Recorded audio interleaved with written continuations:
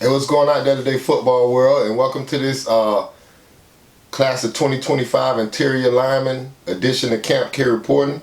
And today we'll showcase the top interior linemen across the state of Florida. Summer prospects with big time offers and stars, and a few that I picked out that I feel like are flying under the radar and may not have the measurables.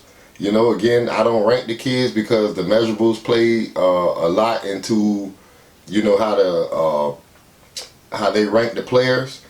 And you know, I'm pretty sure I can find a few top tier defensive linemen that with good film but don't have the measurables, you know what I mean? So these big time recruiting networks not going to, you know, promote the kids like that. But if they got good film and they got that dog in them, that's one thing about me. A dog is a dog.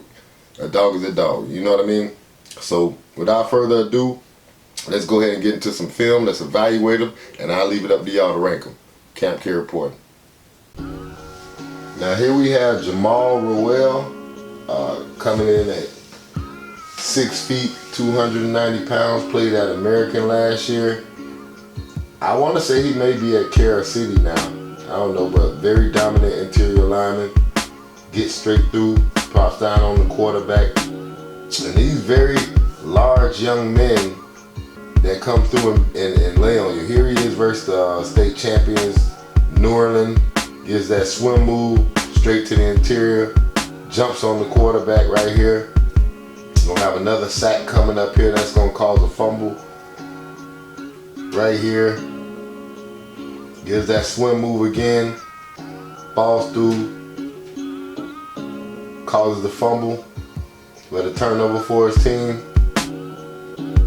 It's gotta be painful to have these guys close to 300 pounds falling on you. Here he is here, gonna disrupt the pass, driving his man back, pushing him off the line of scrimmage, gets to the quarterback for another sack. This is what coaches want to see. Coaches want to see guys playing on the opposite side of the line of scrimmage. Now granted, not very tall, but uses his hands well. There's another play behind the line of scrimmage. Had a lot of tackles for loss. Here he is up top right here. Right here, he's just gonna shed the block right here, come off the block. That's what they want to see. Can you maintain your gap, shed the block, come off, and make the tackle? Can you maintain your gap, shed the block, and come off the tackle? Here he is being very disruptive again. And this is what college coaches look for. You gotta be disruptive as a defensive lineman. You wanna play prime time. Just collapses everything back here. Just collapses everything. Several people getting off the ground over here. All right, he just collapses everything. Here he is up top right here in the interior. Plays very close to the ball. Gets his hands off, sheds his blocker, sheds his man, gets back there and gets another QB sack. That's Jamal. Here we have Jeremiah McLeod, 6'4", 270 pound defensive lineman from Gaston County. And this kid here is just a bully, just a powerful, oversized guy. He has a lot of plays where he's coming from the defensive end mark, but we know at the next level he's going to be a defensive tackle. Here he is again at the defensive end position, chasing down. That's what I don't like. It's really important for those quarterbacks to carry out their fate because there's nothing that'll hold these guys. All right, here he is again coming from up top, but he's listed as a defense. He sheds blocks very easily. Here he is here in the interior. Gonna just dash through the line and swallow up the quarterback. Very energetic kid. Brings energy to the defense. Here he is again right here. Comes straight through and, you know, causing another fumble. Just plays with energy. You gotta love that about him. Here he is here, shares the block and just swallows up the ball carrier. You see his energy after the play. Here he is again outside. Of course you can play him across the line. Sheds, throws this guy off and just picks the kid up and just, you know, he's a real bully on the line. This is what you call a real bully on the line. This is what you call a real bully on the line. Here he is up top again. Comes in and just, you know, he has no assignment, he's going to get to the ball carrier. Very energetic, big bully type kid. Down here he is. That's a great stance. Fires off. Runs the play down from behind. Though he's big, he's athletic. Though he's big, he's athletic. Then you're going to see him the next play here. He's going to shed a block on the interior here. Shedding the block, getting in there. And once he gets to you, the play stops. Jeremiah from Gaston County. All right, right here we have Ian Johnson Kelly. Plays at Manatee in Bradenton, Florida. Right now he's just going to show you the ability to bull rush those tackles. Showing you he can line up outside, but you know at the next level he's going to be an interior lineman. Gets a swipe on the quarterback. Here he is again. Has a good stance. Gonna swipe and shoot underneath and get to the quarterback. He can kind of bully those tackles. Also plays both ways, showing you his drive blocking strength. You know, showing you his drive blocking strength. And a lot of these guys like to you know, show themselves as defensive ends because the position is more sexy. Here he is in a 50 defense, which people barely run, shoots inside, gets to the quarterback, swallows him up. The defense end position is more sexy, so you know they got to show that they can show his versatility. He just knocks the lineman back off the line right now. That's what you want to show. You want to show the dominance, the sheer dominance. Here he is shaving off the guy coming in, getting a big hit on the quarterback, knocking his helmet off. Here he is again at the defense end position. Ability to, when you have a heavy defense end, then like he just did, he stuffed that trap like that, played it right, came off, stunting inside the line, coming through. You know, I like to be heavy on the edge as well because I never understood a guy being outside and someone getting outside of you and you already outside. You know what I mean? So I don't think the speed factor is a matter if you got proper technique playing outside. Here he is again, coming down, slow plays it. Good read on the quarterback. Up top again, like I say, he want to show his more, you know, I guess, you know, more is more sexy to be at defense end, but he's going to be an interior tackle at the next level. Manatee School, Bradenton, Florida. Ian Johnson Kelly. Here we have Davion Dixon out of Miami Palmetto. Davion comes in at about 6'2", 290 pounds on the interior in here. And you're going to see the way Davion got his tape.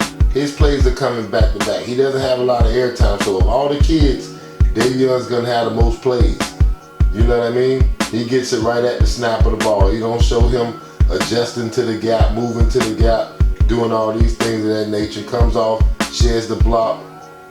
That's what coaches want to see. He drives and looks, comes out of the 2-point stance where he's able to read, use his hands well. Doesn't let causing a errant throw right here. Right here, jacking it up, playing on the opposite side of the line of scrimmage. Here he is, good push and pull right there.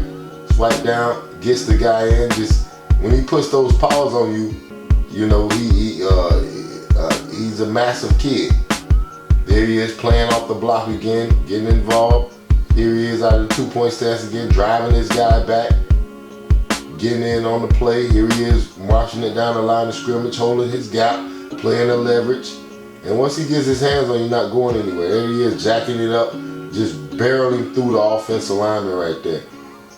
Just barreling through. Here he is again, playing off his guy, coming in, making plays on the opposite side of the line of scrimmage. Here he is again, just jacking his man up. Just jacking his man up. This is just a display of brute strength. Here he is again against state champion, state contenders, Homestead.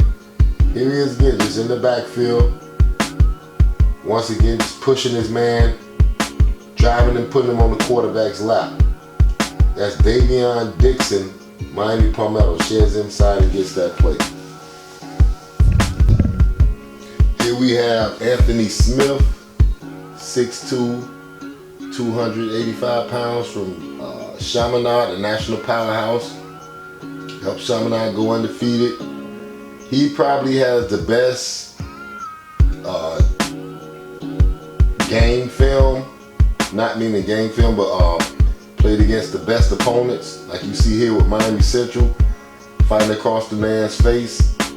He played the national schedule, just collapsing things down here in the middle. Here he is against state powerhouse Cardinal Gibbons. Comes through and he just disrupts. That's what you want to see from a defensive tackle, is the disruption. Comes through and just slaughters the quarterback right here.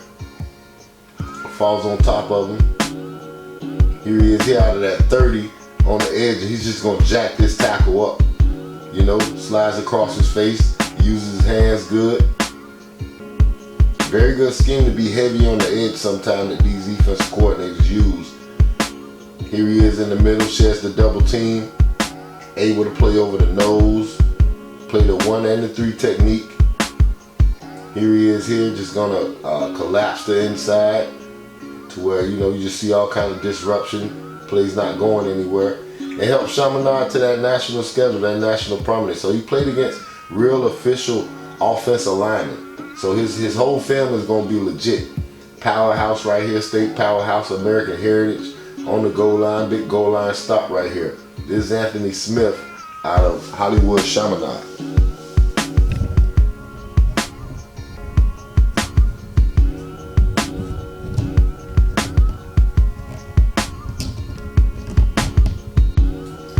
Up now we have Jarquez Carter from Newberry High School. Comes in at about 6'2", 284 pounds. And what I like about him, he has a first initial quick step. There he is at defensive end, showing that he's versatile enough to move outside from a 2-point stance here. As you've seen him from the 3 before, coming in to get the big QB sack. Back inside in the interior, just causing all kind of disruption in the backfield, splitting double teams. Here he is again, good swim move, comes back through inside. It just falls on the quarterback. Back inside here, comes through. He's a problem for he doesn't allow your quarterback to step up. There's another turnover coming back. And what he does here, you see his hustle. You see his hustle. You see his hustle. Now that's what you want. You want a motor for a defensive lineman. Here he is again. Chases the quarterback down. And this kid here just has a motor. Non-stop, disrupt through the line of scrimmage, causes the errant throw. Here he is again, just pushes, just bullies the offensive lineman. And those not small kids he pushing around. Comes back through, disrupts the middle again, swallows everything up, causing a fumble here. Here he is again, pushes off his man, comes down, falls the line of scrimmage, and gets in on the quarterback sack.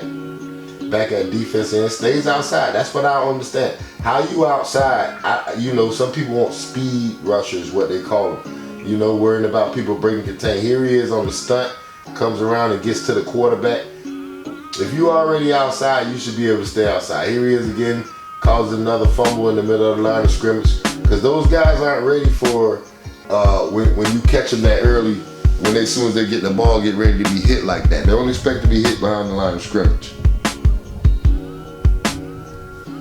And right here we got Spencer Voss from Miami Southridge, comes in at 6'2", 250, GPA of 3.0. Now Spencer isn't as heavy as the other guys though, but Spencer plays with a very physical nature. He plays with a very physical nature. Good swim off the ball in order to get to the quarterback and mash him down. Here he is again on the interior. Sometimes they bump him outside too. Gets in here, jacks his man up, bends over the running back, and gets down and gets another quarterback sack behind the line of scrimmage, giving you big losses. Here he is up top again here, able to shed and play down the line of scrimmage and get to the ball carrier. You gotta like that he plays on the other side. Here he's gonna destroy the up back and get in on the action. That's why I say it's good to be heavy on the edge. It's good to be heavy on the edge. And then these guys are heavier and more bull rushing type. That way they can jack these more slender, tall tackles up. Here he is. He goes back inside. Just making all kind of plays. Jacks up the guy. Just shows the ability he has. Though not big, he's strong. Though not big, he's strong. Here he is here. Against the state runner-up, Homestead. Just collapsing things at the line of scrimmage. Here you can catch him. Jacking his man up, gets over the running back, and gets in on the play on the quarterback. Another play here. This is what you want your D-lineman doing, play behind the line of scrimmage. I would have liked to see him shoot his hands before he engaged. I would have liked to see him, but here is just pure hustle right here. Pure hustle, sideline to sideline. Jumping in on the quarterback. This next play here just going to show the bull rushing ability, so he does have the strength to push guys back after the stunt and get in there and get in on the quarterback. Up now we have Brandon Brown from EU Galley, Melbourne, Florida. He comes in at about 6'1½", 286 pounds, and this is just a pure bully on the line of scrimmage. He's just a pure bully, as you see him here, taking the guy down. They put him outside.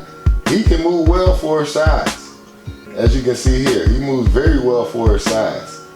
Here he is here, able to fall back off the screen, shows the athleticism to grab a one-handed interception off the screen pass. Those are instincts that coaches look for. Here he is inside technique, pushing the guy back, just driving back, and just the ability to jack guys up and maintain his gap. Showing him on the offensive line, blocking, being able to power drive off the offensive line, off the line of scrimmage. Here he is out here again, just swallows up the ball carrier. I mean, just swallows up the ball carrier. Here he is again. He's in that 30 defense. You know, the majority of the people today play the 4-2-5, but here he is in this 30 defense, being able to show he can play off the edge, being heavy to where those offensive tackles are not as heavy as those interior linemen. So it makes him harder to move. Here he is, just throws it deep. Just look at, I mean, this is pure bully ball here. You know, fighting through the middle of the line of scrimmage, and your quarterback's in trouble. All you have to do is keep contained with this guy. You keep contained, and he's just pushing the lineman back off, shows the hustle, gets back in there, and just swallows up the ball carrier. Here he is in that 30 again. Look at just pure bully ball. Just pulling over the man. Here he is, nobody can do it. Fighting off the block, shedding the tackle, and then grabbing the ball carrier to where he can't go anywhere. Here we have Wilnerson Telemuk. I hope I said that right. He comes in at 6'5", 257 pounds from Senior Pace. Tall kid, great measurables. Here he is, they have him up top. Out of this 30, tends to stun inside, sheds and gets rid of the blocker, gets down to, and gets to the quarterback for a big time sack here. Here he is, standing up, gonna get down the 3-point stands. Gonna leak inside. That's what they do with this 30. I like seeing the 30. I like seeing the odd defense. I like seeing these kids play out of different formations other than the 4-2-5. Here he is interior.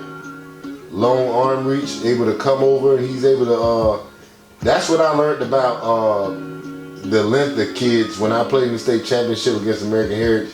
They had 6'5", the former Florida State standout linebacker.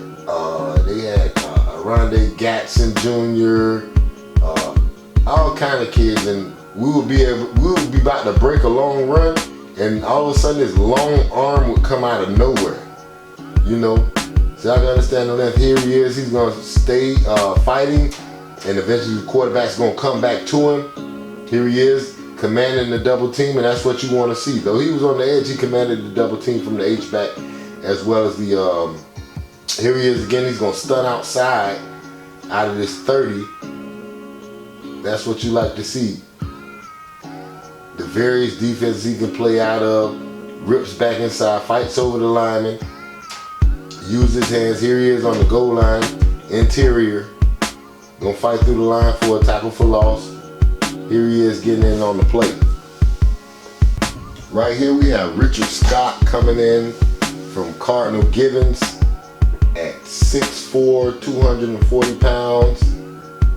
Another athlete that can play across the line of scrimmage. Here you see he gets the pick 6, showing his athletic ability and agileness. You're going to see him here at the defensive tackle spot, being able to drive his guy, look and maintain his gap at the same time, getting that extension. Here he is again, swims over, comes through, fights through on the stunt, brings it all the way around. Down here at the defensive end spot, keeping his shoulder square to the line of scrimmage for the quarterback zone read. In the middle right here, shoots through. As soon as that guy leaves, he plugs it in. As soon as that guy leaves, he plugs it in. Here he is out here, maintains containment. That's what I'm talking about. I don't see how guys lose containment and you already outside. Here he is in here. Gonna come through and gets rid of his man and gets in on the running back behind the line of scrimmage. You have him here versus wing T type formation. Shoots through all those pullers and whatnot. If you don't get back quick enough to choke and grab this kid, he's gonna make a play. Here he is here, shoots inside that offensive lineman, maintains his gap, gets in there and gets safety for his team. Here he is again, just showing the relentlessness and the will to just keep his motor running. Here he is, he shoots off his man, plays and gets in, maintaining his gap and making the tackle. Now here we have Myron Charles, comes in at 6'5", 275 pounds, from Port Charlotte, Florida. And you're gonna see him here. He's here at the nose guard spot. Just plays off, jacks up the center, holds this gap and maintain. He's got 2 gaps to contain because he plays out of the 30 defense, like you see here. He plays at sometimes gonna be almost trying to get triple team, but he comes through, pushes his man back to the running back, making all type of plays. You could put him outside in this 30 defense. He's just gonna jack the tackle up. Like you'll see a lot of these guys, when they put these bigger interior linemen out on the tackles, I told you, those tackles, they are qualified, but they're mostly supposed to be pass blockers, guys that down block and things of that nature. But these guys are more powerful, you know, so they can jack up these offensive line. Watch the athletic ability to grab it with one hand for the interception and the touchdown. Here he is again in the one technique, gonna just shed through, pushing through, and just easily, you know. Here he is out here in the 2-point stance.